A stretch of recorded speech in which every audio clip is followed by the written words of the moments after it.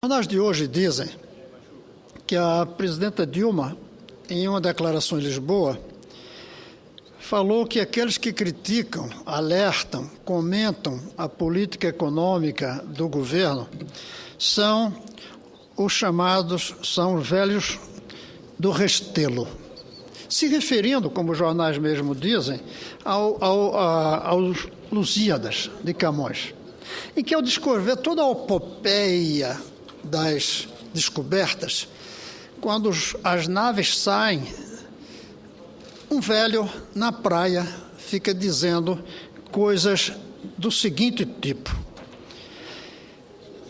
Ele dizia: ó glória de mandar, ó vã cobiça, desta vaidade a quem chamamos fama, fraudulento gosto que se atira com aura popular. Lá mais adiante, nomes com quem se o povo nércio engana. A que novos desastres determinas de levar esses reinos e essa gente? Ou seja, aquelas pessoas que saíam naqueles barcos, jovens em geral, segundo o velho, iam em busca da fama dos reis, condenados os jovens a perigos, a mortes, com base em promessas de reinos e minas de ouro. O que ela queria dizer é que os que criticavam o Restelo, o velho Restelo, personagem de Camões, quando levantava esses riscos para os navegantes, eram profecias do mal. E que hoje nós que falamos sobre a situação da economia somos iguais àqueles. Eu coloquei a carapuça. Em geral, ninguém coloca a carapuça. Coloquei, porque eu tenho feito análises, alertas. Coloquei a carapuça como se fosse um daqueles velhos de Restelo. Mas tem algumas diferenças. A primeira delas é que o velho estava na praia, e agora eu estou dentro do barco. Todos os brasileiros estão dentro da nave. Então nós temos não apenas o direito, mas a obrigação de alertar o comandante. Naquele caso era Vasco da Gama, que se aventurou em busca de ouro nas Índias. Hoje somos nós em busca do progresso e das promessas do progresso. E eu insisto, é com o desejo máximo de que cheguemos nas minas de ouro, que cheguemos no progresso, e com o otimismo de brasileiro que acredita que vamos chegar, que eu faço meus alertas.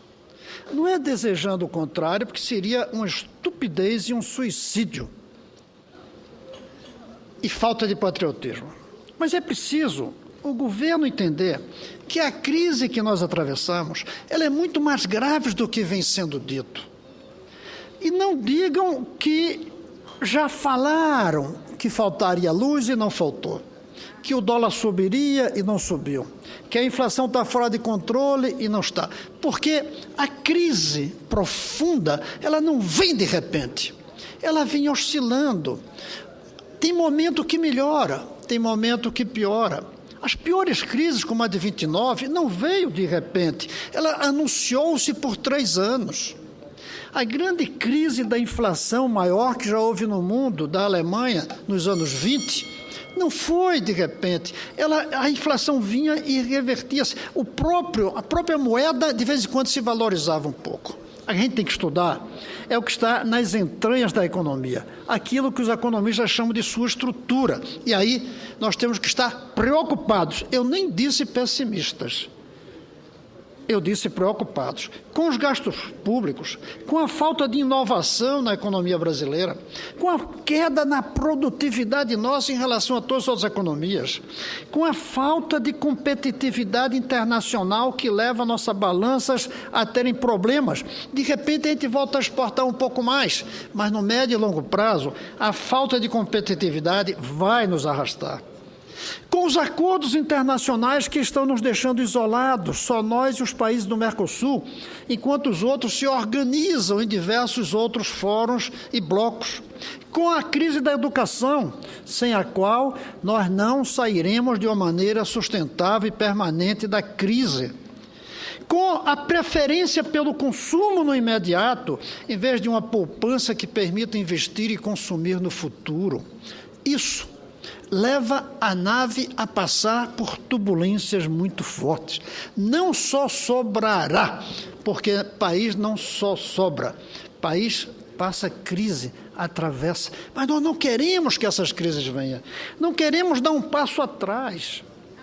E eu lembro, para concluir nesse curto momento, senador Jucá, de que em 1994, o atual ministro Manteiga fez sobre o Plano Real declarações do tipo do velho do Restelo. E o ministro Mercadante também, senador Simon. Eles diziam que não ia dar certo, eles diziam que ia fracassar, eles diziam que era suicídio, eles diziam que ia gerar um desemprego monumental. E eles não eram velhos do Restelo, eles apenas tinham uma visão diferente. Eu tenho a minha visão diferente de que não estamos no rumo certo. Talvez eu esteja errado, mas velho do Restelo eu não sou, porque eu estou dentro do barco, não estou olhando da praia. E porque eu sou um otimista em relação ao Brasil. E é por ser otimista que eu tento alertar. Temos problemas, podemos consertar, e para isso a presidenta precisa ouvir mais do que criticam, e precisa dialogar mais com os oposicionistas, inclusive, para que o Brasil, que é maior do que o governo, encontre o seu caminho, desmentindo os velhos do Restelo. Era isso, senhor presidente.